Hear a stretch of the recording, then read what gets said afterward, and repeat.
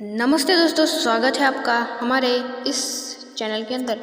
तो दोस्तों, आज के इस वीडियो में हम जानेंगे एक आलसी ब्राह्मण और भगवान शंकर की एक कथा। तो दोस्तों, इस कथा को हम शुरू करते हैं। उससे पहले आप हमारे इस चैनल को लाइक, शेयर और सब्सक्राइब अवश्य कर दीजिएगा, ऐसे ही और वीडियोज़ देखने और सुनने के लिए। तो दोस्तों, आज की इस वीडियो में हम जानेंगे एक आलसी ब्राह्मण की कथा। दोस्तों, एक आलसी ब्राह्मण होता है और दोस्तों वो ब्राह्मण बहुत ही ज़्यादा आलसी होता है। पर दोस्तों, भगवान शंकर जी की भक्ति में कोई कसर नहीं छोड़ता। बहुत ही महान भक्त होता है, पर दोस्तों वो आलसी भी होता है और इतना आलस होता है। वो पूजा पाठ और भगवान शंकर जी का नाम जपता और बाकी सारा वक्त सोने में ही गुजार देता। ऐसा वो रोज़ करता था और इससे तंग आकर उसकी पत्नी रोज़ उनके बीच झगड़े होते थे। तो दोस्तों, एक दिन ऐसा ही हुआ। ब्राह्मण सो रहा था और दोस्तों उनके बहुत सारे काम वैसे के वैसे ही थे उस आलसी ब्राह्मण के कारण। दोस्तों, वो आलस करता इसलिए उसके बहुत सारे काम हो नहीं पाते थे, इसलिए बहुत ही ज़्यादा काम हो रह चुका था। इसलिए उसकी पत्नी ने उन्हें उठने के लिए कहा, फिर वो उठे ही नहीं। बहुत सारा काम करना है, वो ऐसे ही बड़बड़ाती रही। पर दोस्तों, वो आलसी ब्राह्मण नहीं उठा। इसी क्रोध में आकर उसकी पत्नी ने बाल्टी भर पानी लेकर ब्राह्मण के ऊपर डाल दिया और दोस्तों पूरा ब्राह्मण भीग गया और क्रोधित होकर मंदिर चला गया। और दोस्तों भगवान शंकर जी के सामने आकर कहने लगा, मैं आपका इतना परम भक्त हूँ, आपकी भक्ति में कोई कसर नहीं छोड़ता, तो ऐसा मेरे साथ क्यों होता है? क्यों हमारे बीच झगड़े हो रहे? मैं आपका परम भक्त हूँ, तो मुझे वरदान दीजिए। ऐसा कहकर ब्राह्मण रोने लगा। और दोस्तों, ऐसा कहकर ब्राह्मण रोने लगा। फिर स्वयं महादेव वहाँ प्रकट हुए और दोस्तों उस ब्राह्मण को कहा कि ब्राह्मण, तुम्हें कौन सा वर चाहिए?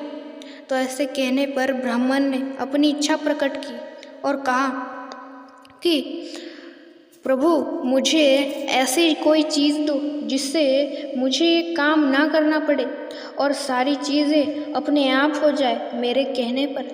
ऐसी कोई चीज़ दो, ऐसा मुझे वरदान दो। तो ऐसे कहने पर भगवान शंकर जी ने अपना त्रिशूल उसे दे दिया और कहा कि इस त्रिशूल से किसी भी जगह या कौन सा भी काम इस त्रिशूल को बताओगे तो वो त्रिशूल अपने आप वो काम करेगा। पर इसमें एक शर्त है कि जब भी इस त्रिशूल को तुम काम बताओगे, और ये भी उसके साथ बताना पड़ेगा उस त्रिशूल को कि कब काम बंद करना है और तुमने कहा कौन सा काम करने के लिए, और फिर वो काम बंद करने के लिए तुमने त्रिशूल को कहा बीच में ही, तो वो त्रिशूल तुमसे ले लूँगा, तुम्हारे पास से वो चला जाएगा। ऐसे कहकर भगवान शंकर वहाँ से अंतर्ध्यान हो जाते और ब्राह्मण उस त्रिशूल को पाकर बहुत ही खुश था। और दोस्तों, बारीक से बारीक, छोटी से छोटी काम को भी उस त्रिशूल की सहायता से करता रहा। पौधों और फूल पेड़ों को पानी देना हो तो वो त्रिशूल से ही बाल्टियाँ भरवाकर पेड़ पौधों पर पानी मारने के लिए कहता उस त्रिशूल को। और दोस्तों, वो त्रिशूल भी अपने आप सारी चीज़ें करता। तो दोस्तों, इस प्रकार बहुत दिन बीत गए और दोस्तों खाना पीना हर एक चीज़ वो त्रिशूल से ही करता। झाड़ू लगाना हो, पानी देना हो या कोई भी और भी काम हो, वो त्रिशूल के सहायता से ही ब्राह्मण सारी चीज़ें करता था।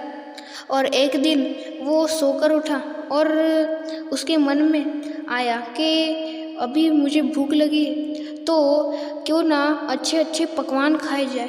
तो ऐसा कहकर वो खाली खाली प्लेट पर ही कहता है कि त्रिशूल मुझे अच्छे अच्छे पकवान अपने आप मेरे मुंह में चले जाए, ऐसा कहता है।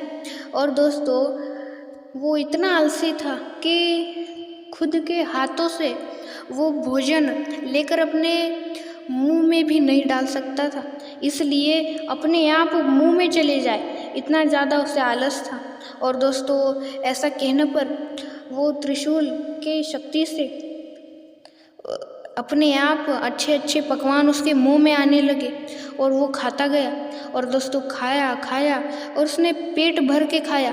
फिर उसे जब उसकी भूख मिट गई तो फिर उसे याद आया कि मैंने तो इस त्रिशूल को कब बंद करना है खाना खिलाना, ये तो मैंने बताया ही नहीं। और दोस्तों वो खाता रहा। अब तो उसका पेट है और दोस्तों वो ज़्यादा तो अपने पेट के ऊपर खा नहीं सकता, जिसे जितनी भूख है वही उतना ही खा सकता है। उससे ज़्यादा खाए तो कुछ ना कुछ गलत हो सकता था। इसलिए उसने सोचा कि मैं इसे ना कहूँ तो ये त्रिशूल मुझसे दूर चला जाएगा, मुझसे भगवान शंकर ले लेंगे, और मैं इसे ना कहूँ तो मेरा पेट का क्या हाल होगा। इसी सोच में वो पड़ा रहा। और दोस्तों वो इतना ज़्यादा सहन नहीं कर पाया और दोस्तों उसने त्रिशूल को बता दिया कि रुक जा त्रिशूल। ऐसे कहने पर वो खाना उसके मुंह में आना बंद हो गया और दोस्तों उसके पास जो त्रिशूल था वो भी उसके पास से चला गया। और दोस्तों फिर उसे सीख मिली, फिर उसे पश्चाताप हुआ और दोस्तों भगवान शंकर जी के मंदिर में जाकर भगवान शंकर जी को कहने लगा कि भगवान प्रभु मैं कितना ज़्यादा मूर्ख था, कितना ज़्यादा आलसी था कि छोटे से छोटे काम को भी करने के लिए आलस करता था। अब से मैं आलस छोड़कर काम काज करूँगा और सब चीज़ें अच्छे से करूँगा, ना आलस करूँगा। फिर उसकी आंखें खोलते हैं भगवान और दोस्तों फिर उस ब्राह्मण का आलस दूर हो जाता है। और दोस्तों इस प्रकार उस ब्राह्मण का भला करते हैं भगवान शंकर जी।